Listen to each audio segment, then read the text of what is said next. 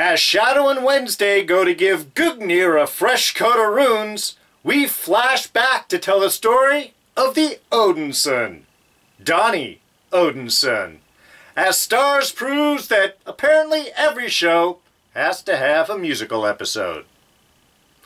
It's American Gods, Season 2, Episode 6, Donar the Great. Hey everyone, D here, and welcome to this week's review of American Gods. So yes, of course, spoilers are ahead.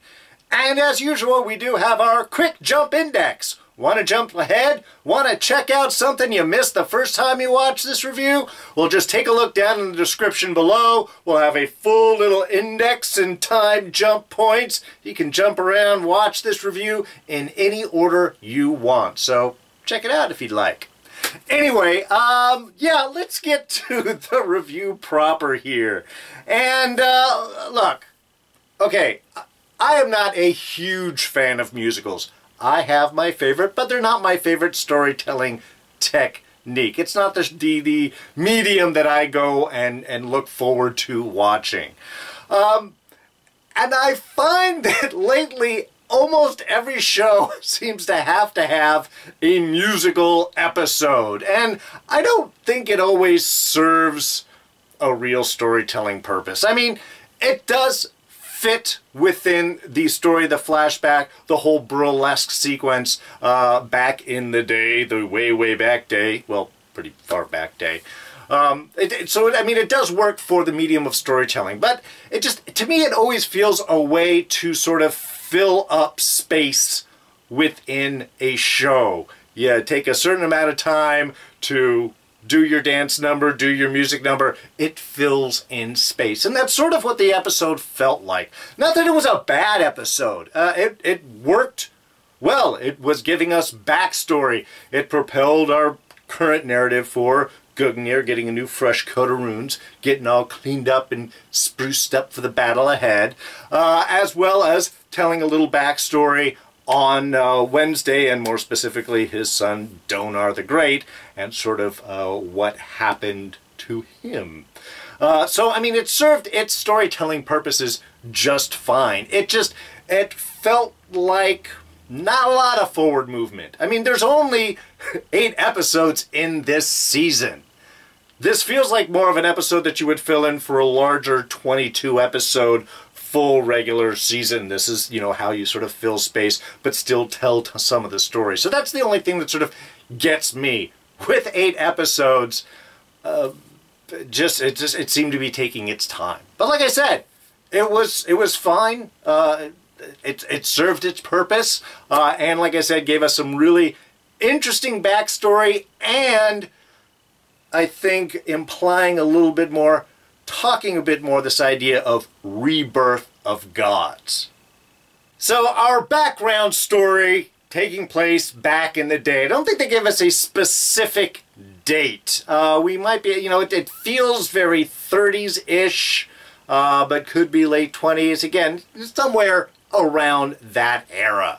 The Ancient Ones, led by Gungnir, are running a burlesque show, a burlesque show. And, you know, if you are a bunch of old gods who live by worship, burlesque show isn't a bad choice. You get a big draw. You got Donar the Great, the given name, the accepted name for Thor, basically who we're talking about, and his feats of strength, which all worked very well. You know, it's like it starts where it could be a bit of a show, a bit of a play, faking the big heavy hammer that he can pick up, but then he's picking up girls and he's picking himself up. He's doing one-handed pull-ups, then he's grabbing girls and flipping them around, and then he's got them on spears and he's throwing. So starts out for what could just be entertaining feats of strength to actually something quite impressive. And that build-up is that level of worship, that adulation. That's what gods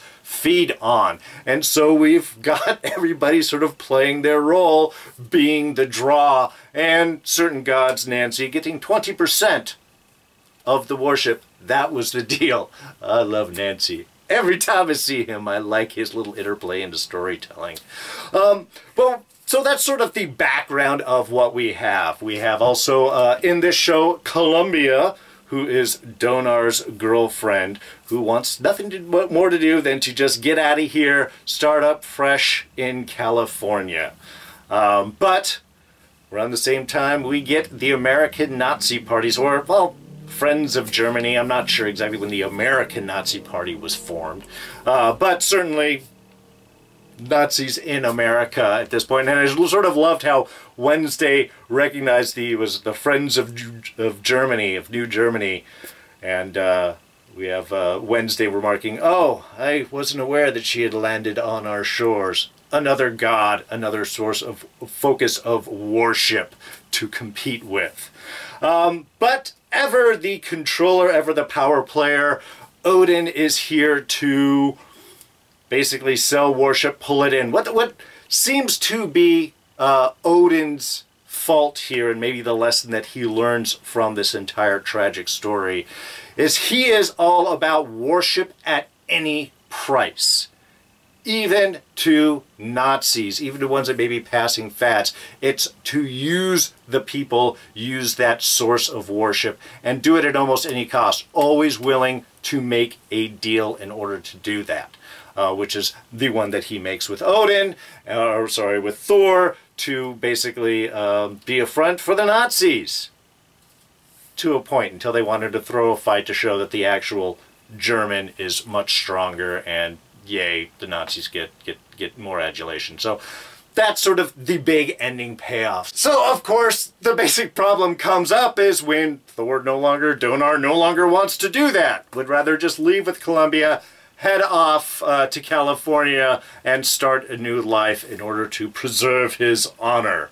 In no part due to Nancy's little backstory about him being a young favorite god, but in a land where female gods, they were the leaders, and men could never attain that station. So he effectively betrayed or did an act to try and make himself better, bringing the fire down for man, that then man used to blaze a trail to his homeland and rape and attempt to kill and wipe out everybody. The cost of aiming too high. Sometimes, as Nancy says, basically, just appreciate what you have. Don't overstep your bounds. Bad things are going to happen. And that's basically how that does. Dad doesn't want him to see away, does a little double play with Columbia. She tells her that he's already gone to sell her off to Tech Boy. We're going to get into that in a minute. While telling Donar that, of course, Columbia is left, leading to spear versus hammer, break, and that's why Gungnir is busted. It's not just time that's affected the spear, or not time at all, but basically dad versus son violence. Gungnir versus Mjolnir. A lot of nears there. Which busted the spear, and then we have Donar walking away. The crux of all of this, of course, being the sadness that Wednesday is carrying with him at this old worship at any cost idea, is the death of his son. They can't come back because gods live on sacrifice. Suicide is effectively self-sacrifice. Can't come back from that. Outside Philadelphia in 1942, I hear. And that's really the main point that we have right here, is because we don't know for sure. This is the story that we are told. But when Wednesday adds, I hear, this is just the feedback that he gets. Is this really what happened, or was this a way for Thor to cut himself off? Was it?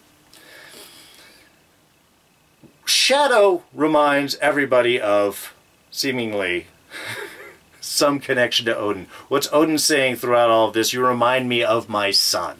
When they go to see the dwarves, our first dwarf there is looking at Shadow. Shadow? Okay, there's a recognition there, if not by name, then by face or some connection. deeper. We know that there's a little bit more, but now we're seeing that there is, they keep implying this father-son relationship.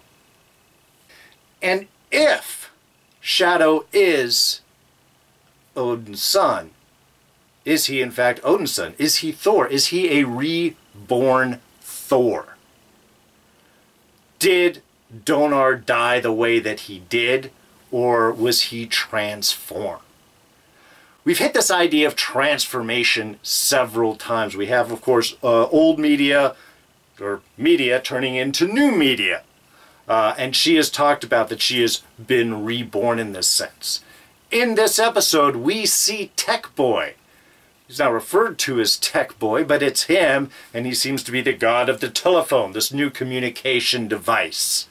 I find it really interesting that Wednesday has these interactions with these people, with Technology Boy here, and trying to talk about we're the ancients, we're the ones that blazed the way, but also trying to impress upon Tech Boy that out of experience he knows that all things change, that all things move on. And that's sort of what he's implying, is that this landline telephone device will in itself move on. What will you do when that happens? Now, the impression that we had from the previous episode is that Tech Boy was born from this CEO's, this genius's, develop of this language robot that could make Beethoven. So anyway, was that not the birth of technology, or was that the rebirth of Technology Boy? That the technology based in the telephone was then moved to a higher level, and it was Technology Boy that basically, took that ride up the evolution ladder to the new type of God. Is Technology Boy also a rebirth? Now, as for Columbia, I am wondering if she ends up being media. Because Odin sells her off to Technology Boy, who is there to get her to help with the war effort. That sort of implies the time is the 1930s or so on. Now, there was Columbia Pictures, and that would seem to be a full other, an easy relationship to make. But Columbia Pictures was based in 1924, which is much earlier. However, the Nazi Party was also formed in 1920, so only several years beforehand. So, I mean, they could just be playing with dates and ideas here. Could she be the new image of Columbia Pictures, which did make a change like in the late 1930s or so on? Still the same basic woman libertas idea. Again, in this episode, we're also hitting libertas again. The mother, well, not the mother, because, well, could be the mother of. However, Shadow's mom was a servant of. Anyway, we had that discussion of libertas. Here we're hitting it again. And Columbia herself also an image looking very much with that woman with a torch liberty type of look. So we're rehashing these sort of ideas. So my idea is, did Columbia go with Technology Boy, come to the movies, and therefore then move into and become media? Is she a reborn? So is new media, Columbia? I know, it starts to get, we're jumping down several layers. But the whole idea basically is, are these gods just being renewed and taking on new names? And in that case, did Donar really die by suicide, or did he just move to be able to transform into another new form, that one possibly being Shadow Moon? So in the modern era, of course, we have Shadow Wednesday heading to the mall where the dwarves live. Kind of an interesting story there. A mall being built on top of sort of the dwarf central command there. And then that, in a way, working for dwarves is making things and so on. A mall, it's where people go to buy, or did. But now, in kind of a cascading idea, the malls are closing and dying in some ways. The dwarves also thus suffering. Dvalin, certainly one of those falling off. Can't do the runes unless he gets an infusion of power. Gods live on worship. Get something full of worship. Lou Reed's leather jacket. And I sort of loved Wednesday's breakdown in the midst of the con there, because he doesn't want to spend money on dwarves. God, he's cheap and does a lot of extra work, kind of unnecessarily. But then again, what else does a god have to do, I suppose? But I love the whole little breakdown of the jacket, talking about where Lou Reed came from, what he built on, the music that he made, the appreciation that it got, not only then wearing this jacket and then interacting with all of these other rock gods, Bowie and everyone, sucking in the worship and adulation within its very fabric. So I guess that is a very useful item for a dwarf that's sort of dying out and in need of power. But I sort of love that little story describing why the coat has all of this energy, is the most valuable thing within the mall. Now the con itself was okay. I mean, it's just felt sort of like filler. It was a fun story. It was an interesting little scene. We got the little backstories. My one question I did have within this is, where did the two cops come from? Sure, okay, we've got Wednesday playing the bishop, buying things with his wad of cash, and then Shadow coming in as the Secret Service agent who deals with money in the Treasury Department, going after the counterfeit bills. And how does he do that? If you look in the following scene, there's a quick shot in his bag. Shadow has just green dye, ink pad. So he puts that on his thumb and then he rubs it on the bills, and so it looks like the green ink is running on the dollar bill, on the $100 bills, therefore counterfeit. So it's clever. That was, I mean, certainly it's fun. But where did the two cops come from? We never saw them before. We never see them again. As soon as they leave, then they go into the back and are just hiding out. There's no even just like payoff or whatever with the mall security guards, because I would think that the guy in the mall would recognize that. It's a small thing, but it did. It was like you're creating an overly complicated scene in order to get this item. But it was fun, and it works off the strengths of Wednesday and Shadow both, in a way, being con men. They are. But it was really the following scene after that that I found to be small but powerful. In fact, it is our Scene of the Week for this week, and that is, of course, the interrogation. Yeah, not taking the handcuffs off of Wednesday that's really going to make a difference, that's going to open him up or anything. Again, silly, but asking when Shadow does kind of like take that moment, like he wants to get answers. He is serious, he's confident, he is confrontational, he's direct, but he's not rude. Is this an interrogation? I don't know, I guess you could call it that. I just want answers. That's all Shadow wants, is some answers, and he's just going to be straight and ask them. But it's Wednesday's response that really shifted this for me. Because again, it's a small, short, tiny scene. But this is the first time we really see weight coming from Ian McShane here as Wednesday. Wednesday is normally played very large and very flamboyant, very confident. Even at the loss of Zariah, he was large about it. Oh, the loss, the thing. Yes, he is sad, but this is usable to achieve his goal. There was something about milking the emotion from the moment. Here, his response is so heartbroken. There is just a pain and weight that came, that Ian McShane played into this moment that was really, it's the first time we've really seen that vulnerability in Wednesday. And I think it was perfectly used to portray the real loss of Donar to him. That it wasn't, again, it just, he was caught so much in this idea, I believe, of worship at any cost. And he saw what cost that would bring to him. that there is too much to pull. There are moves that you don't make because they have permanent, lifelong effects. And I think that just that little bit of emotion, that drop in timbre, that quietness in him, that just vulnerability that was played right there, I think it summed up really the emotional toll of the whole episode in one tiny little moment, and it was beautifully done.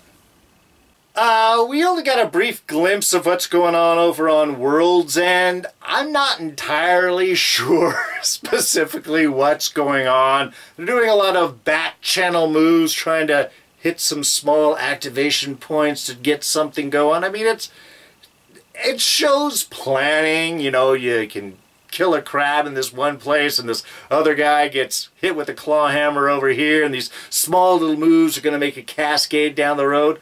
Sure, it's not like Odin hasn't done stuff like that, blowing a little flower out, a little seed, and that ends up seeding the giant storm clouds that come, and he uses his lightning to attack World there at the end of last season. So it's not that these small moves don't play themselves out. We just don't really get much of an insight into what that is at the moment.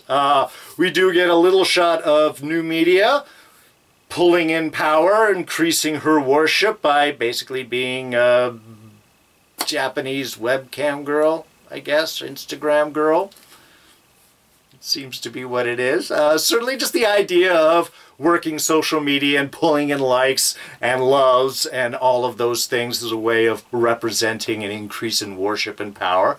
Okay, I guess that's basically effective. Doesn't tell a whole lot of story, but I guess does show that World is working his end, though he does seem to have an emergency button that detects if Gungnir's charged up. Or it might be any kind of super weapon, but he also implies here that he has it. His plans are moving ahead faster than anticipated, but that they all are part of World's plan. So he is doing a lot of back channel moving chess pieces around. To what end? Again, still don't really know how this whole war between the gods is going to play itself out. Hopefully we'll catch a little bit more of that insight coming up. Alright, just a couple of small things. One, Nancy. God, I love seeing Nancy. I think they can just bring him in as just constant flits of entertainment throughout the episode. But I've been noticing, and I really appreciate how the more angry Nancy gets, how he loses a sort of adaptive accent and falls back into more of his natural African speech patterns. Whenever he gets more mad, he's just all, normally he's talking just like this. I am not your cleaner, and I'll stop. And then he drops into that deep African bass tone. It's always great. You can always tell the intensity of Nancy's emotions depending on his pattern of speech. Oh, and I appreciate how Shadow uses the appreciation of the United States government to sort of wrap up any extra questions as our poor shop owner, manager, desk guy is getting scammed for Lou Reed's leather jacket. But I need that. It needs to come back. No, you'll have to come and sign on this. Just here's my card, and on behalf of the entire U.S. government, good job. Thank you. I mean, how can you fight against that sort of patriotic appreciation coming your way? It's an effective con closer, I guess.